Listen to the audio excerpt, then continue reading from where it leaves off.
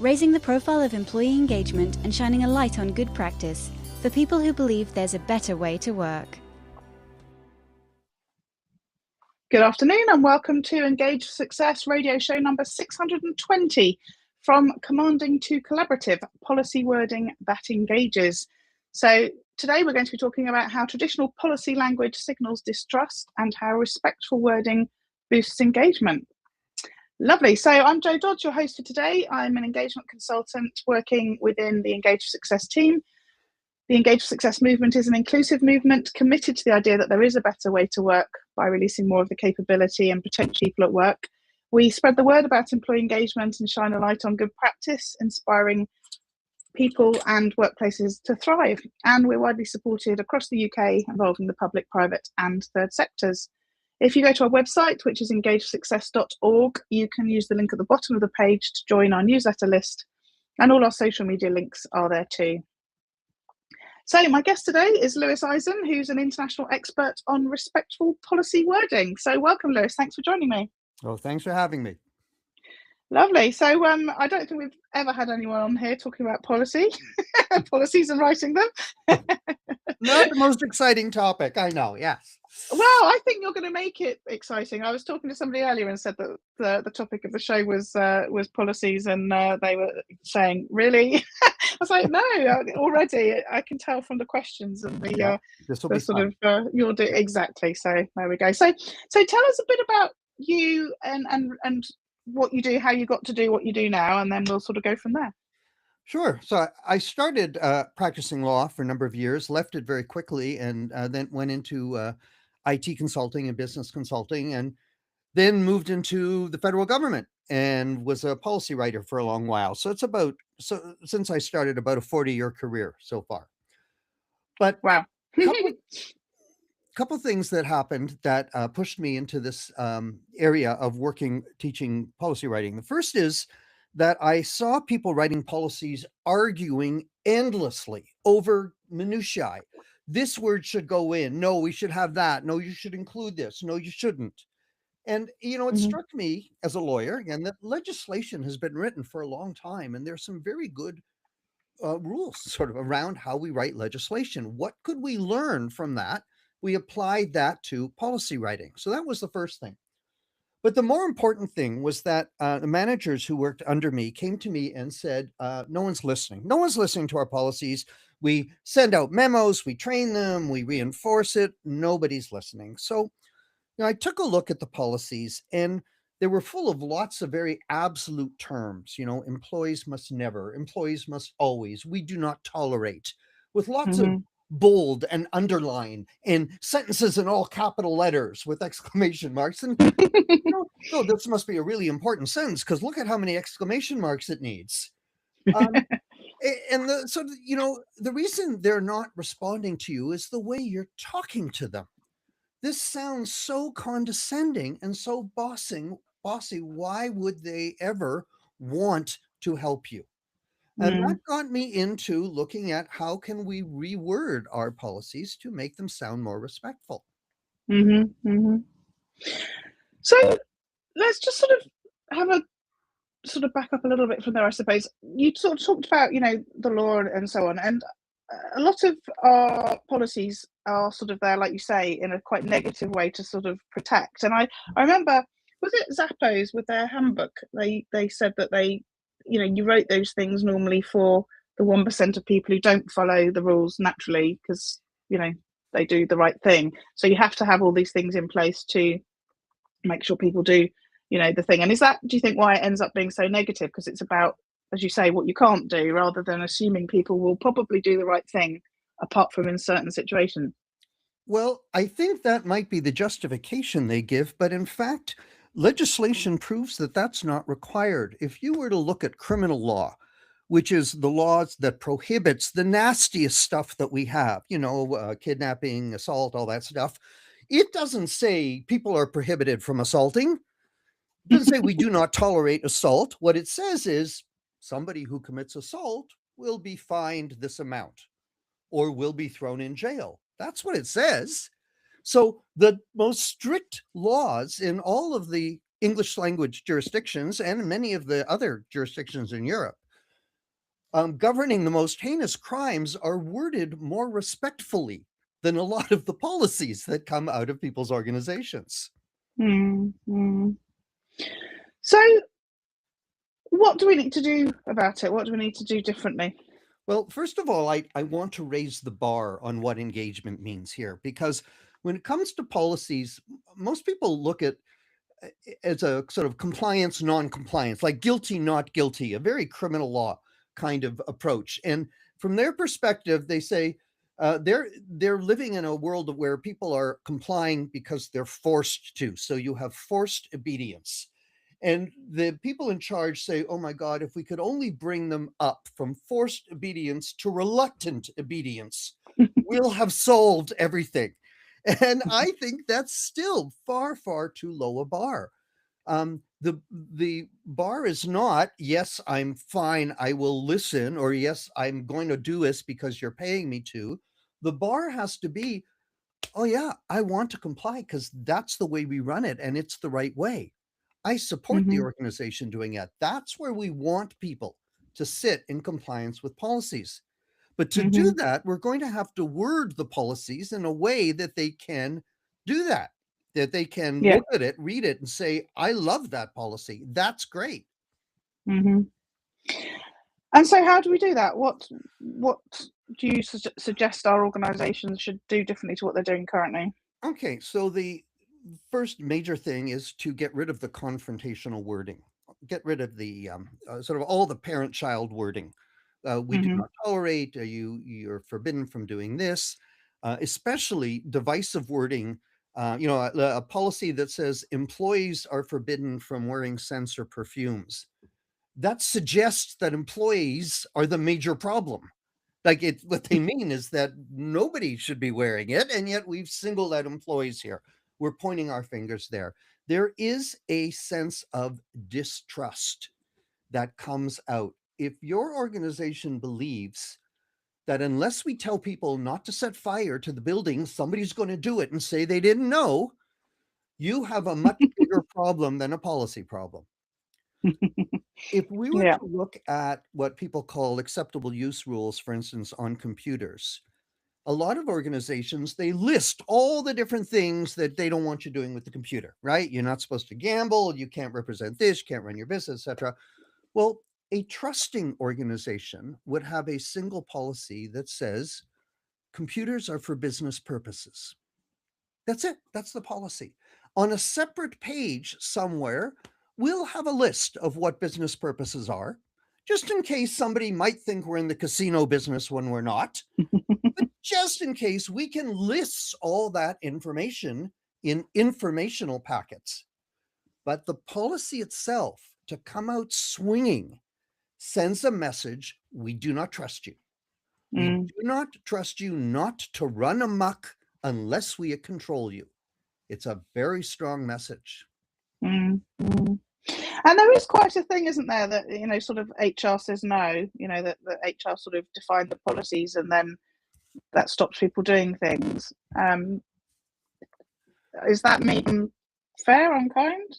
So I think that's true, but I don't want to single out HR. I mean, HR does that, and that's because a lot of the policies that they get from offline have that kind of wording. But I think what organizations do need to distinguish, and some of them do this well and some of them don't, is the separation of policy from procedure. So the procedure are the steps that you take, right? And policy is the reasoning behind it, the principle, the decision you make. Buy-in happens at the policy level. Nobody will buy into the procedure if they do not buy in at the policy. And I'll give you a very simple example. We had a library book, and I could have a rule that says you must return this book after 3 weeks. That's a very direct rule. From my point of view, very aggressive. The less aggressive rule would be the book is due back in 3 weeks, where I give you the credit that since it's due back, you'll return it. But that's not even the policy. The policy is our borrowing period is 3 weeks long. That's our policy. That's what you want people to like. And everything else, the implementation, that's done in standards and procedures. And by Yeah. separating that, you are separating what the employee needs to buy in, what needs to engage them at the very top, from the minutiae of implementation. And when you put that minutiae, these procedural steps, inside the policy, you are sending people a message that we need to micromanage you. We need to control your movements in policy.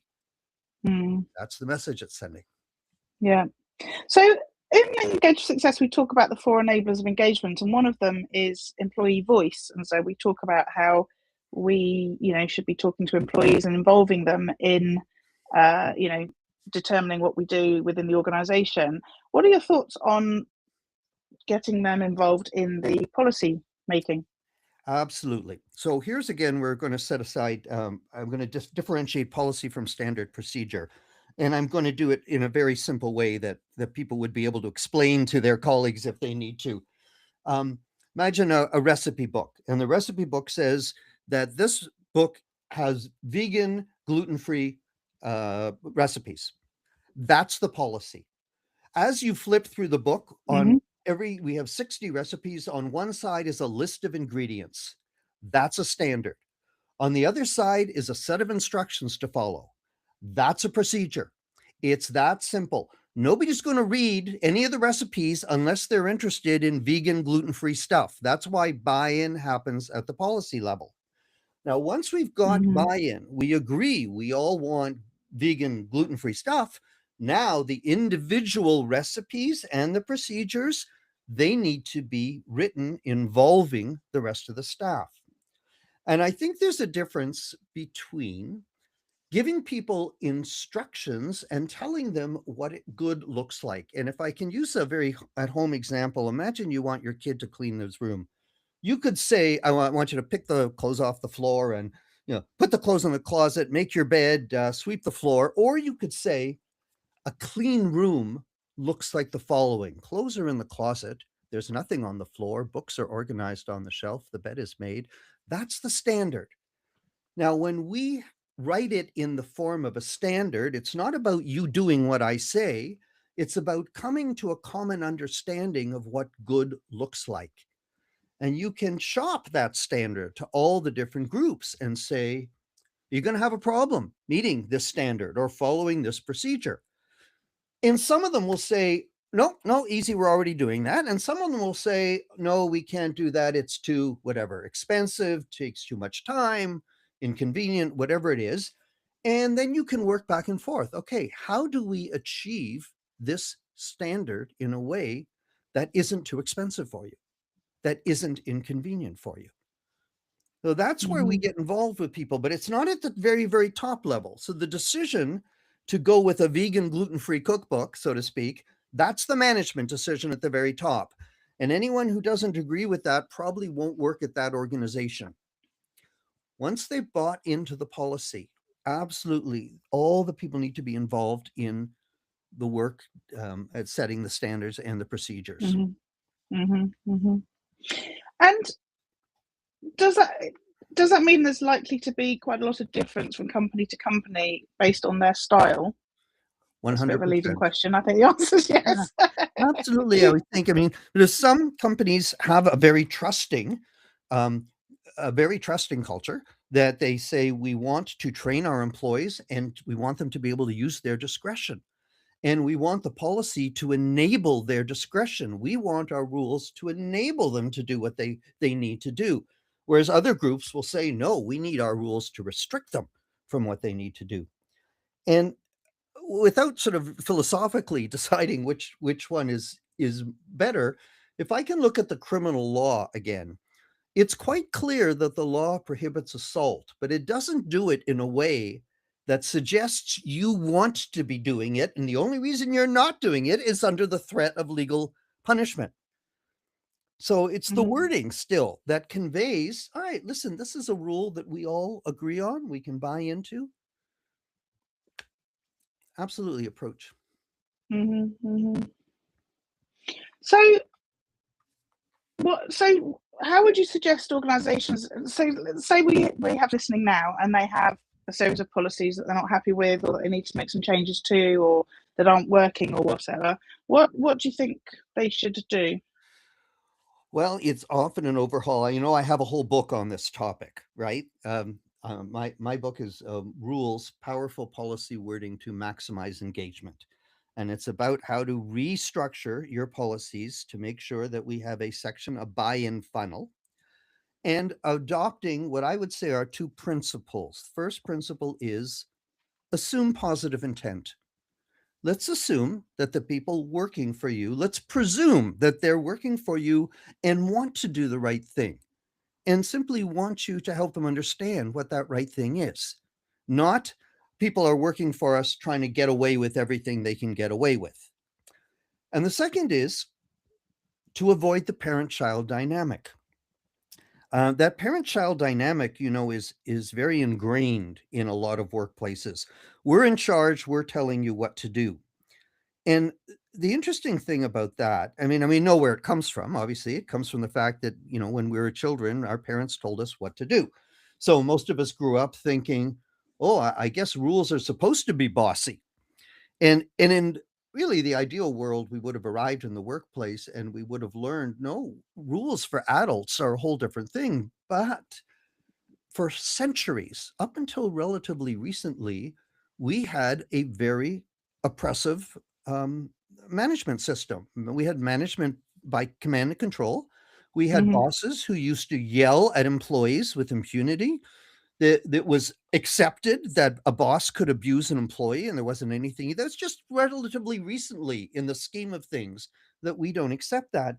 But today's workplace, very few people yell at their employees and get away with it. Nobody talks disrespectfully to their employees, but they still write that way. The writing hasn't caught up. And what I would say to a lot of organizations, you've got some kind of wellness initiative, you've got a workplace initiative, you've got a respectful workplace initiative going on. Policies are not exempt from that initiative. If you've got programs going on to keep employees involved, policy standards and procedures are not exempt from what you're trying to do. Mm-hmm. How can organizations, so when you talk about sort of splitting out the policy from the procedures, and not throwing everything at the sort of policy, as it were, how can organizations sort of work that out? How do they know, to use your analogy of the recipe book sort of thing, how do they know what goes where?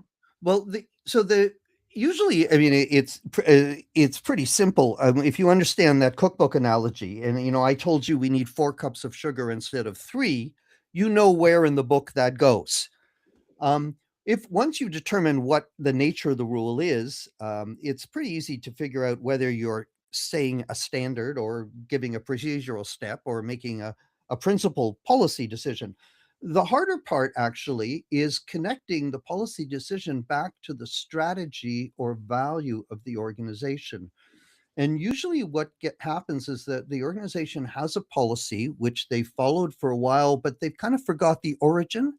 They forgot the why. What was the value that put us here? And that why is very important because that strategy is enterprise wide. When HR tells the rest of the people in the organization that they have to carry security cards and swipe in and swipe out, there may be a good organizational value there. In fact, I know there is. I know the value is safety. But if you ask anybody outside of HR, they don't know that the value is safety. They'll tell you the value is control. HR likes controlling us. They don't want to pay us for work when we're not doing it. That's the way they see it. And it's because of the connection of that policy, which is we need to keep everybody safe, so we need to know who's here. I mean, that's the origin of that policy. That connection has been lost. So I would actually start with all the different policies and saying, do we understand why we have this rule? So are we are we telling people to bring the book back in 3 weeks because it'll explode? Is this about safety? Or is this about efficiency? Or is this about protecting our financial interests? Or is this about being fair to everybody? Like, we really need, if we can pin down what it is that is behind the value that's behind it, then we can give people something to buy into. And that's where I start. Mhm. And what about once we have our policies, how do we introduce and implement them? Because to your point right at the beginning, quite often there are policies and procedures and such like in place, but people don't actually read them, nor do they want to, because they're full of, as you say, legal spiel Yeah. and all that sort of thing. So how do we, once we do have a policy that isn't written in that way, Well, make sure it gets, great question, used? Joe. And I'm going to say something which is going to make a number of people gasp, and that is, policies are not for reading. People shouldn't read policies. Gasp. Why do I say that? Well, I'll bet if all of our listeners have voted at one time or another in an election. But if I asked, did you read the Elections Act first? I'll bet none of them have. The Elections Act is the policy, but what you read is a little information pamphlet about what you need to know. Mm. All the government legislation, you are not expected to read it. If there's something you need to know about how to drive, that comes out in informational material, written in plain language, directed at your level. The statute behind it is technical, and the statute informs the general information and instruction that we need to give people, but we don't expect them to go back to the statute. If you don't understand something in the driving book, we don't expect you to go back to the statute and look it up original. So in fact, the way HR people, for instance, use HR policies is quite different from the way everybody else uses them. The way finance people use finance policies is different from the way everybody else uses them. So the HR people need to read the HR policies and understand them and be able to interpret them. Nobody else needs to be able to read them. Same with finance, same with security. There's a difference between having policy, which are the rules behind approved by management, and having information for people, let's say the office manual, telling them what they need to know to do their jobs. Even Mhm. something like, I say often, for instance, in a policy, somebody will say they'll have information about protecting the privacy of personal information. Well, the legislation requires that. Guess what? It's not your policy. It's the legislation. All you're doing is telling people about the legislation. That's not a decision. Those rules about what you need to keep private are true whether or not your management approves the policy. Yeah. Right? So, Mhm. a lot of what's in there, in fact, let's move away from I have to write a policy and get people to read it, to start with, what do I need people to know about how to do their job? That's the primary thing to write.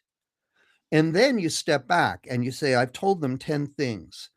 5 of these things come from statute. They're externally imposed. The other 5, well, they come from internal. So we better make sure we have documents that are official, that are approved, that back up these other 5 points of the 10 that we're telling people what to do. Make sense? Yep. Yep. Yeah. So as we said, a lot more to this than might have met the eye before we started. Yeah. So when we talk about improving employee engagement and so on, we don't often talk about policies, but your book, I was intrigued about your book title. Remind me the book title again. Rules, policy wording to maximize engagement. Yeah. Powerful policy wording, yeah. Yeah, so when we're thinking about employee engagement, we often don't talk about or think about policies and so on. Clearly, from what you're saying, we ought to be. If I were to be talking to some, line managers and talking about the importance of this, what should I be saying to sort of make sure that they are focused on the written policies and how they fit with the whole employee engagement piece? So it's a very good question. And I would say, now, I am not as much of an engagement expert as many of the people listening here, but from my perspective, coming at the policy side, I would say that engagement starts at the very top with the mission and the values and the vision. And from there, come next level down are the strategies, the plans of the organization. What's it going to do? What is it going to do? And how is it going to make that vision a reality? And the next level down are the policies. How do they support the strategies that we're putting in place? That's what these rules are. They are meant to implement strategies. So engagement starts before the policy level, and we just need to make sure that we can pick up on that. Some of them are very obvious, like they're about safety or security. They're pretty obvious, but others aren't. Compliance is a really good example. I hear a lot of people, they walk around going, we need to be compliant. We need to be compliant. Well, you know, most people don't care about compliance. We know that. But compliance is not a value, actually. The value behind compliance is integrity. It's the ability for your organization to stand up and say, we did our job and we did it right. We didn't cut corners. We did it by the book. We didn't cheat. It's that integrity that people want you want people to support. That's the integrity that will engage people. And so instead of pushing accountability is one of the ways, compliance with law is one of the ways we can reach that corporate integrity. So let's make sure that our policies, standards, and procedures help us meet that level of what we're saying. We're not cutting corners. We're following the rules. We're doing things right. That's what you want them to buy into. We've just got a couple of minutes left. Let's talk a bit about AI, so ChatGPT and other tools. How is that affecting policy drafting? I can imagine people are asking for policies all the time. They are. And, you know, if your organization aims for excellence and you choose a tool like ChatGPT, which I use all the time, and ask it to draft the policy, you should be aware that ChatGPT aims for mediocrity. That's its level, right? It's the middle. That's what it tries to do. It tells you what most people have. But unless you help it understand what excellence is in policy, you're not going to get it. Where the large language models excel is for you to take your current policy suite, throw it in and say, is there any duplication? Can you translate this into everyday language so people can understand? Can you synthesize this into 2 pages for the managers? Could you take these policies and give us an executive cheat sheet and then give me a manual for the frontline workers? That's where AI really excels, not in the deciding part. Yeah, that's really good advice. And I guess that for me is some of how AI isn't being used properly at the moment. People ask it a question and then take whatever comes out and use it. They take, that's right. Rather than, as you say, starting with stuff and refining it using the power of the tools. Yes, yeah. Lovely. Excellent. Thank you so much. Thank you, Lewis. It's been so good having you here. And actually, it was really interesting. Contrary to what you might. That's my goal. Good. Exactly. I really appreciate your time. Thank you. And just to let people know, next week Andy Gorham's back, and he's talking to Nicholas Picorni, who's CEO of Global Commercial Executive, or maybe he is a Global Commercial Executive. I don't know if that's the company name or not. Anyway, Nicholas Picorni, and they're talking about the evolutionary science behind leadership. Engage for Success Radio, raising the profile of employee engagement and shining a light on good practice for people who believe there's a better way to work.